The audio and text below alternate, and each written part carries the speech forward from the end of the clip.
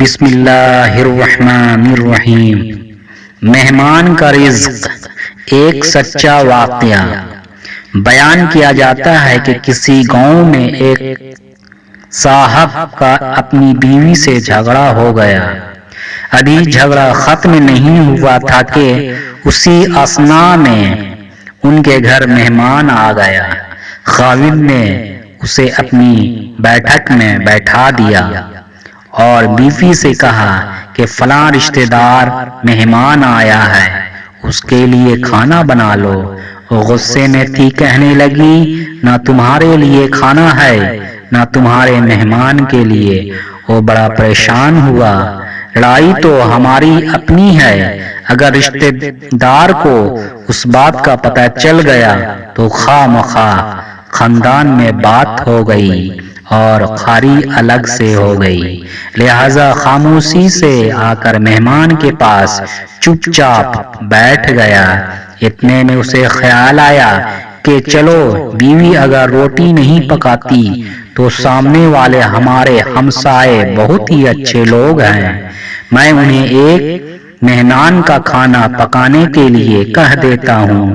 چنانچہ وہ ان کے پاس گیا اور کہنے لگا کہ بیوی کی طبیعت آج کچھ خراب ہے، لہذا آپ ہمارے مہمان کے لیے کھانا کا انتظام کر دیں۔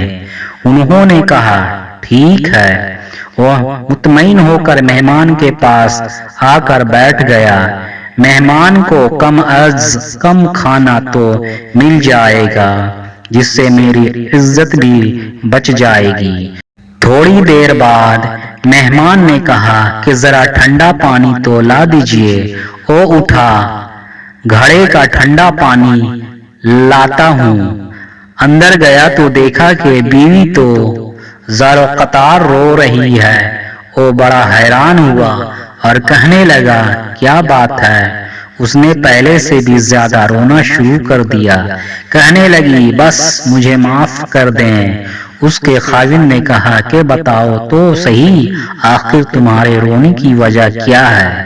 تم ایسے کیوں رو رہی ہو؟ بیوی نے کہا کہ پہلے مجھے معاف کر دیں، پھر میں آپ کو اپنی بات سناؤں گی۔ خیر، اس نے کہہ دیا کہ جو لڑائی جھگڑا ہوا ہے میں نے وہ دل سے نکال دیا اور تمہیں معاف کر دیا۔ پھر وہ کہنے لگی کہ جب آپ نے آ کر مہمان کے بارے میں بتایا اور میں نے کہہ دیا کہ نہ تمہارے لیے کچھ پکے گا اور نہ ہی تمہارے مہمان کے لیے کچھ پکے گا تو آپ چلے گئے، مگر میں نے دل میں سوچا کہ لڑائی تو میری اور آپ کی ہے اور یہ مہمان رشتہ دار ہے، ہمیں اس کے سامنے اپنے جھگڑے کی پول نہیں کھولنا چاہیے۔ چنانچہ میں اٹھی کہ کھانا بناتی ہوں۔ جب میں باورچی خانے میں گئی تو میں نے دیکھا کہ جس بوری میں ہمارا ہاتھ پڑا ہوتا ہے، ایک سفید لباس شخص اس بوری میں سے آٹا نکال رہا ہے۔ میں یہ منظر دیکھ کر سہم سی گئی۔ وہ مجھے کہنے لگے کہ اے خاتون، پریشان نہ ہو، یہ تمہارے مہمان کا حصہ تھا جو تمہارے آٹے میں شامل تھا۔ اب چونکہ یہ ہمسائے کے گھر میں پکنا ہے، اس لیے وہی آٹا لینے کے لیے میں یہاں آیا ہوں۔ اس واقعے سے ثابت ہوتا ہے کہ مہمان بعد میں آتا ہے، جبکہ اللہ تعالیٰ اس کا رزق پہلے بھیج دیتا ہے۔